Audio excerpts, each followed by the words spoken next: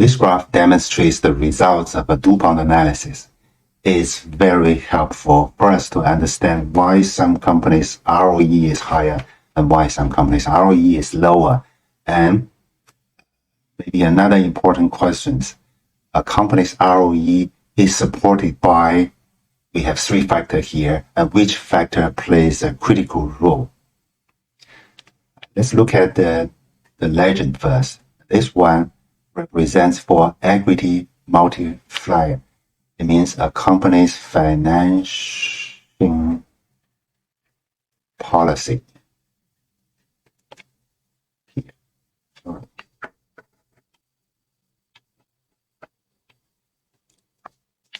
This one, total asset turnover, or TAT. It reflects a company's internal management efficiency.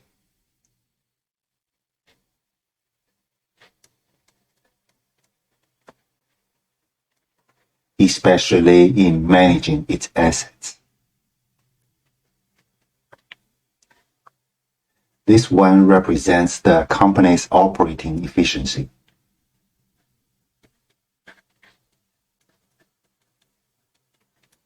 It's a comprehensive measurement, but also reflects on cost control as well. Now, let's look at these things one by one. For this one, Sharp, we find that its ROE is primarily relying on its profit margins, right? It's PM. We call this EM. This is TAT. And this is PM. Sharp, its ROE heavily relying on its PM, and its PM contributes the major part for its ROE, right? In this way, DuPont analysis help us quickly understand why Sharp's ROE is high and what contributes to the company's ROE the most, PM.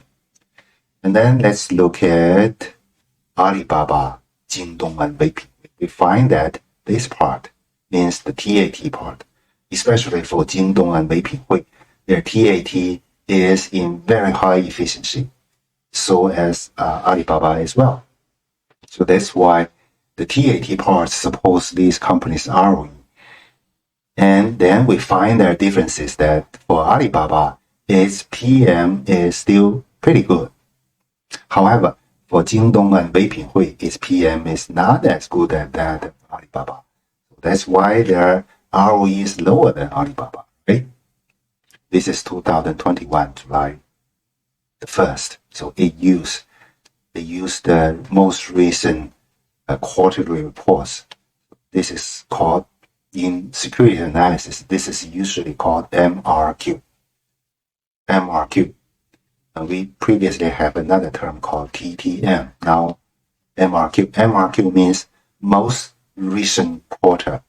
That means we use the most recent financial reports, right? And TTM means trailing 12 months. Means it is a moving average statistics for the last 12 months. It means last year, or last 4 quarters. And for this one, eBay, we find that it is heavily relying on its EM, means company's financing policies. This means eBay is very aggressive in terms of financing policies, right? And what about Amazon? Amazon is also aggressive in terms of its financing policies, but not as aggressive as eBay, but more aggressive than that of Alibaba, Jingdong, and Weiping. However, compared to eBay, Amazon's TAT is better as well. However, Amazon's TAT is not good as Jingdong or VIPS. And also we find out Amazon's PM compared to that of eBay is not as good as eBay and much smaller than that of Shopify, right? So in DuPont analysis, we can quickly find out the differences between different companies, especially for their 4 critical factors such as ROE, such as their EM, TAT, and PM. So DuPont is very useful for analysts to write a report in order to tell the investors about the differences of companies' financial situations. So that's why DuPont analysis is also very popular. Yeah. Okay, this is the case script in order to conduct a DuPont analysis. But for you, I suggest you can do a DuPont analysis about the baijiu industry in China. It would be very interesting and will help you to find out what are the differences of these baijiu manufacturers in mainland China, about their financing policies, about their asset management efficiencies, and about their profit management efficiencies. It's pretty interesting, right? Baijiu industry. And of course, you can choose some other industries. And then let's go to topic 15. In topic 15, we will talk about companies' growth analysis. Of course, for growth analysis, we can analyze a lot of growth measurements, but here we focus on revenue analysis. Because revenue growth means a company's growing trend or its market shares as well. If a company's revenue is not growing, it is shrinking, right? That is critically important for security analysis. Now, our topic question here is how to assess business growth or business growth capability of a company and compare with its peers for revenue from revenue perspective. Usually, we measure business growth. We use the revenues. So sometimes we call that sales, right? Sales. Now we have a direct comparison between the e-commerce companies in China and US in terms of revenue growth.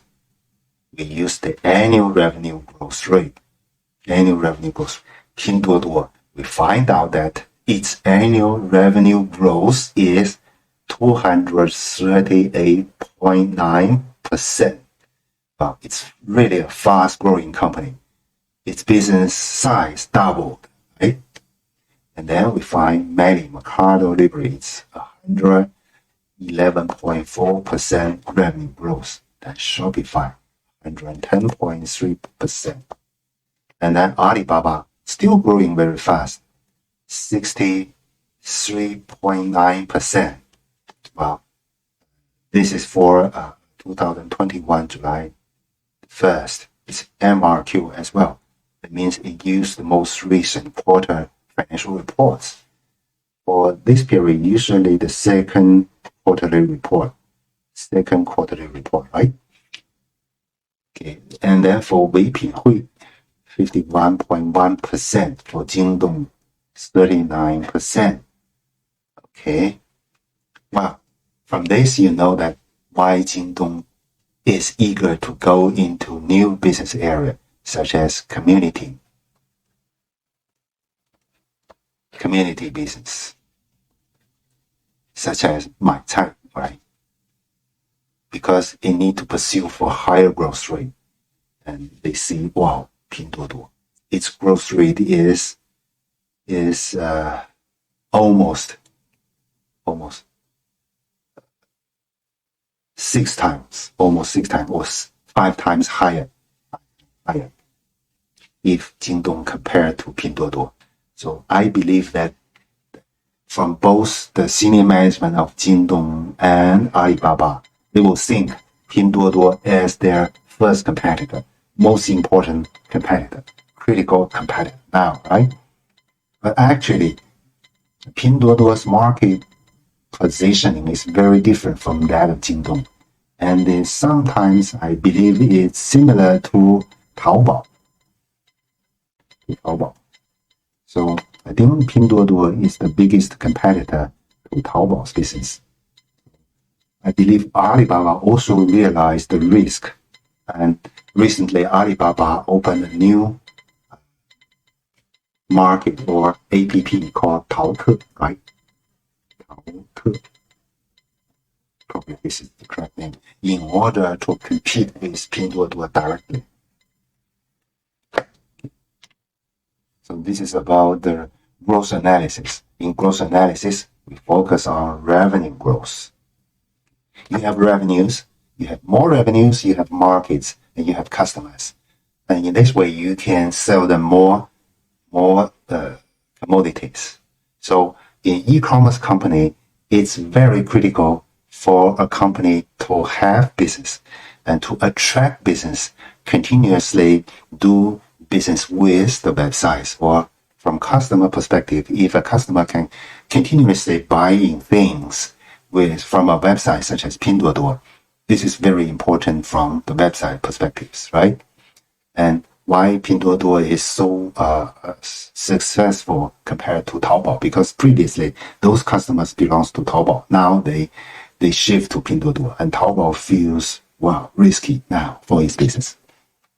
That's why Taobao quickly promote a new business platform called Taote.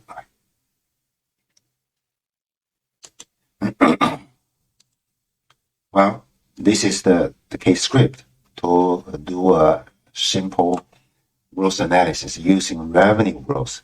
Here, we use the same command. What we change is the measurement here. And please remember, this command will always use MRQ. MRQ. That means this command will only focus on the most recent financial information. Most recent financial information. So if you expect to know the most recent financial information of a company, you use this command. And in the meantime, you can compare the financial information of a company with its peers.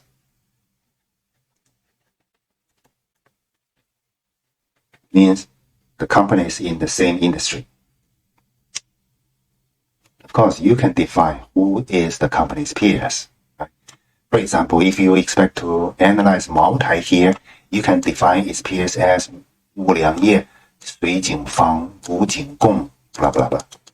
As long as you expect to do, right?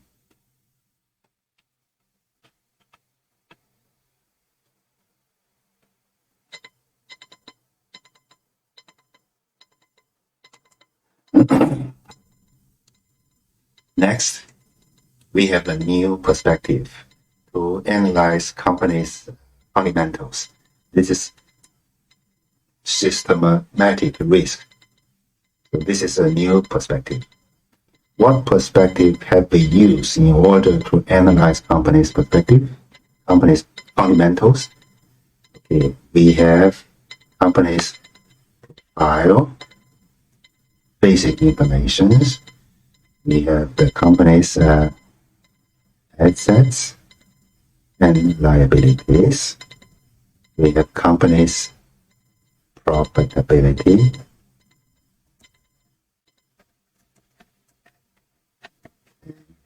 Prospects means their growth potentials. This time, we want to analyze a company's systematic risk. This is a new perspective. Then following, we will have other perspective.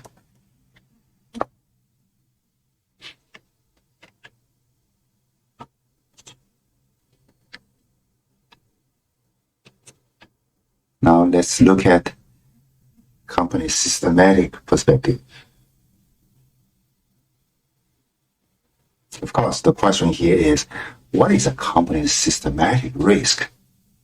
Because why we talk about company's systematic risk and how to analyze? Of course, we have a comparison here. Before we look at the topic case, let's explain what is called a company's systematic risk.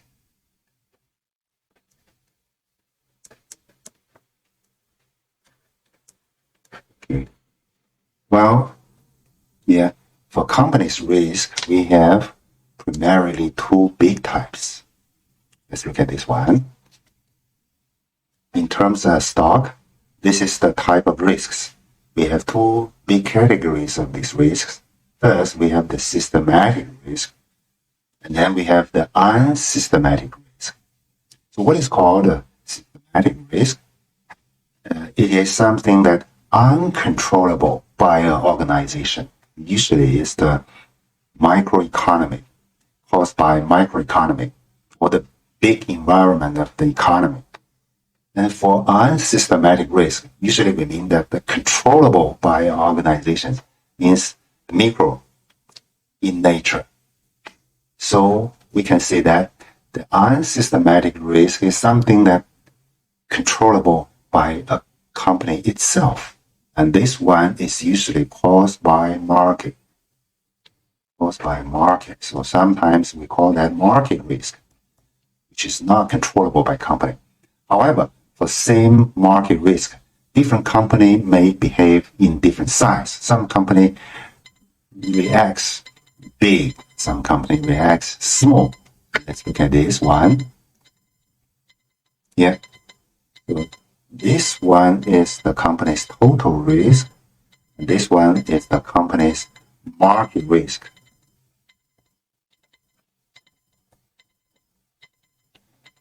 We call it systematic risk. Of course, these parts are company's own risk. So we call them unsystematic risk. Company's risk itself. Right? In market risk, there are also different things. For example, the original market risk, for example, would be here. The original market risk, or the market risk may be the market risk itself. However, when we have this size of market risk, for some companies, it may amplify market risk. For some company, it may suppress market risk. Therefore, we have a coefficient here. The coefficient here is called beta efficient, or we write it this way. If we write it in an equation, it will be like this. We know that for a stock risk, we focus on its return. For example, this is the return of a stock. And then we have another rate called risk-free rate. Risk-free rate. And we have a market risk here. Minus risk-free. This is called risk premium. Risk premium. Okay. Then the coefficient is here. This is the stock's coefficient. So what is called the risk premium?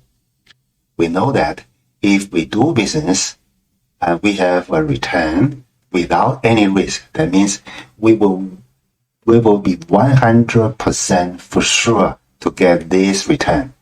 This is called the return risk-free, right? Without any risk. Above the real risk, higher than risk-free return, it is actually the compensation we take risk. The compensation. We take risk. So this part is called the risk premium or the risk award. When we use market return to minus risk-free rate, it is the market risk premium. When we use one stock's return minus the risk-free rate, it is the stock risk premium.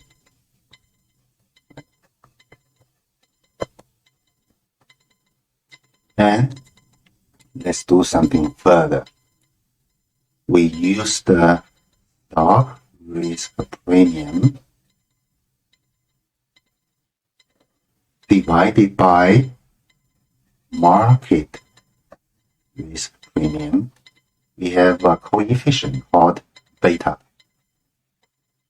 This means when market risk premium increase 1%, how many percent stock risk premium increase? How many percent? So this is the nature of the coefficient beta. I repeat again. What does beta means? It means whenever the market risk premium increase or decrease 1%, how many percent of stock risk premium changes here? This is the beta coefficient. Okay? This is pretty interesting, right? Okay. Let's do something even further. Now we have this equation. We expand this equation. This is R stock minus risk-free rate. We move here to here equals to beta stock times market return minus risk-free return, right? And then we move this to the right side of the equation. We will have R stock equals to RF minus plus R stock plus RM R risk-free, right? I believe some of you may be familiar with this one. This is called the CAPM, Capital Assets Pricing Model. And a guy called William J. Sharpe proposed this in early 1960s. And eventually he won Nobel Prize for Economy after 20-30 years. So this is an equation that has won Nobel Prize for Economy. Nowadays you may think, wow, this is pretty simple. Well, 30 years ago, it's not simple. It represents a new understanding, a further understanding about the economy movement and stock movements in terms of its return and risk. This guy called William Sharpe. Of course, we will learn something more about the knowledge proposed by Mr. Sharpe. He's a great guy. Okay, now we have known that the bigger the beta coefficient, the higher the systematic risk a stock is, right? And then we can compare now. Let's look at the results here. Okay, this is the beta coefficient. Of course, this graph was made 2021, July the 2nd. And the bigger the beta and the higher the systematic risk, right? And then we find that okay, Mali is the highest one in terms of systematic risk. And then we have Pinduoduo. Wow. That means Pinduoduo stock price is volatile in terms of market changes. Then we have Amazon and Alibaba, Jingdong and Beipinghui. We can have a quick discussion here. If a company's beta coefficient is bigger than 1, that means the company's or the stock's systematic risk is higher than that of market, higher than market average risk.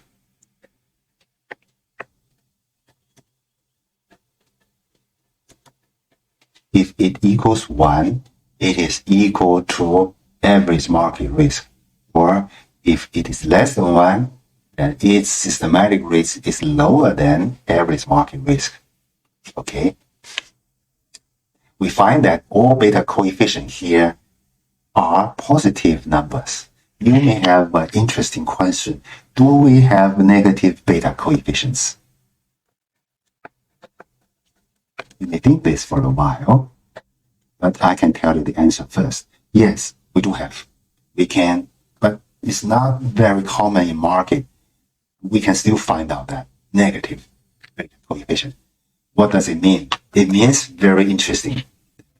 If market return goes higher, that kind of stock, its return will go lower, right?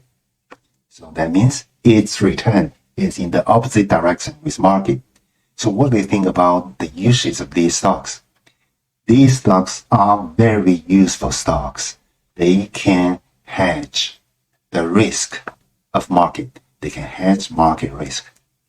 So they are usually very useful in in constructing investment portfolios.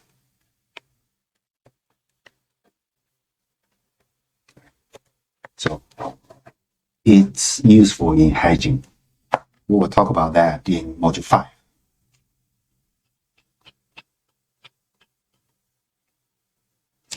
Yeah, this is the case script. We still use the command compare snapshot. This is the same. Here we change the measurements to beta. So here the beta is called CAPM beta. Of course, we have different betas as well. We have betas from pharma friends. We have betas from other people, right? Here is the most common beta we say in security analysis. If we say beta, well, without other specifications, we will usually refer to CAPM beta. Sometimes it's called sharp beta. Sharp beta, CAPM, simply CAPM beta. Yeah, okay, we can update these. Let's do a quick update on that. What about their beta situations right now? Well, this command usually costs a lot of computer time. Probably you need the faster computers. Okay. These are still the e-commerce company we expect to compare in China and US. This time we compare their beta coefficient or their systematic risk. Whoa. Okay, yeah. We have a Chinese punctuations here. Let's replace it with English one. Now it works. So it's a very common error in Python because Python, well, is very sensitive in Chinese punctuations. Whenever we use the Chinese punctuations, Python will prompt us an error message. Okay, so this is the most recent information about the systematic risk, aka beta in market. Okay, let's look at this. This time, Shopify is the biggest one, 1.8. That means its systematic risk is 83.4% higher than average market risk. You get it? Yeah. And then let's look at Jingdong. Jingdong's beta coefficient is only 0.448, while literally means Jingdong's systematic risk is 55.2% lower than average market risk. Average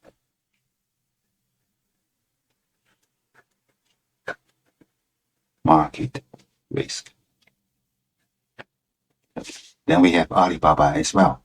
So in terms of systematic risk, Alibaba is higher than that of Jingdong, right?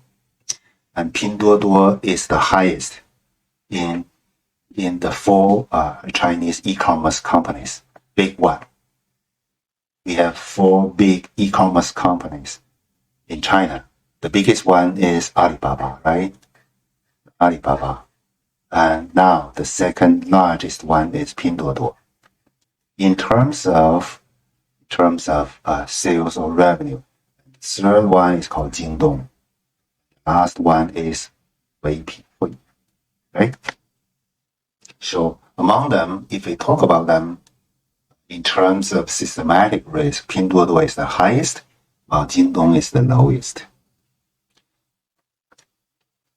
Okay, these are the situations we have in terms of systematic risk.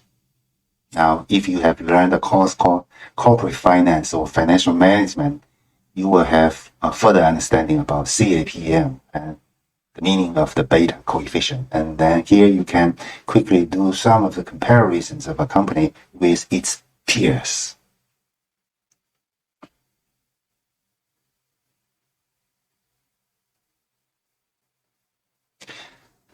For topic 18, we have a new perspective to analyze companies' fundamentals.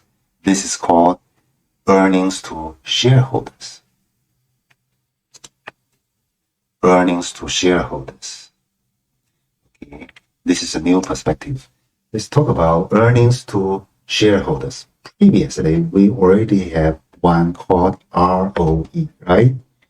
ROE means for every $1 of owner's equity, how many dollars of profits, net profits, could be generated. However, for different companies, the number of shares they have been issuing is different. For one shares, how many net profits is in accordance with one shares. For example, for one company, they may issue, 100 million shares. Another company may issue 2 billion shares. If they have same dollar amounts of net profits, of course, the one with 1 million shares, they have higher profits in terms of every one share, right? And for the one who have issued 2 billion shares, in terms of the dollar amounts of net profits per share would be much less, right? So in order to compare the differences from this perspective, we will have a new measurements for earnings to shareholders. This is called EPS. So what is an EPS? What is an EPS? Let me have a quick introduction about EPS. EPS literally means earnings, means net profits per share. In this way, we can calculate EPS equals to net profits divided by total number of shares. Total number of shares issued. If we calculate EPS for outstanding shares, here we need to change numbers of shares outstanding here.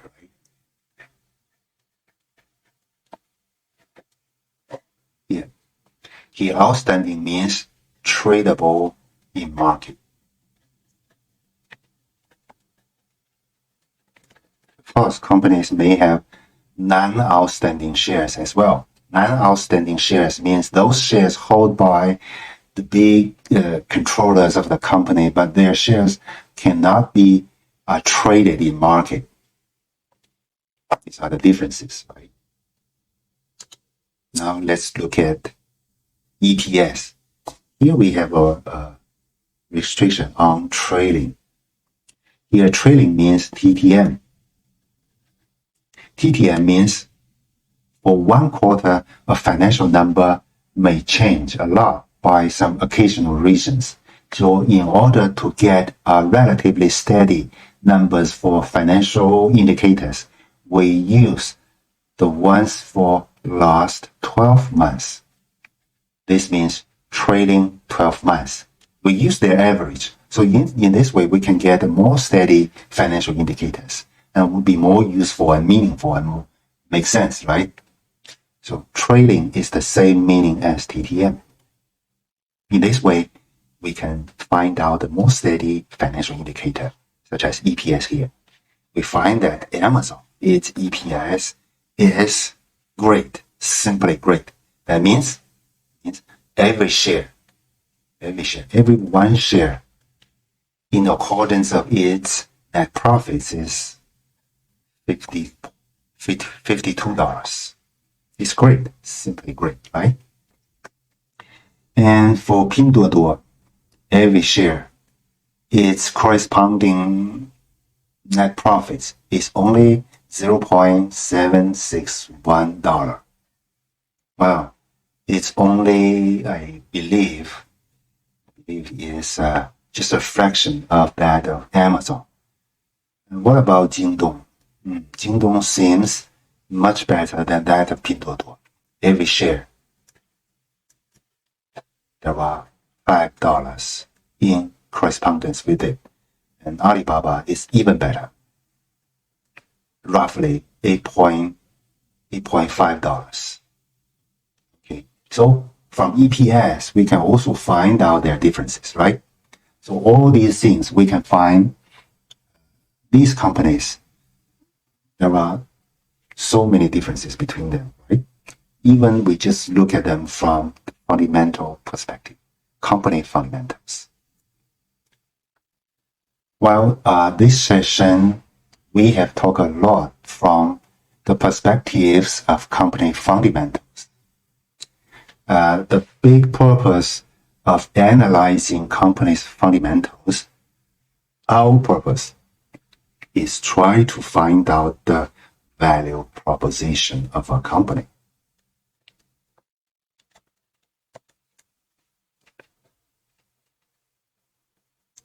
We try to look into company internal things, internal indicators, try to find out more value proposition of the company. And the ultimate objectives for us to find out company's value proposition is to make such kind of a decision. Is this company worth for us to do a long-term investment on that or not? This is the big purpose. And next time, we will continue our topic on company fundamentals. Thank you very much for your time today. See you next time.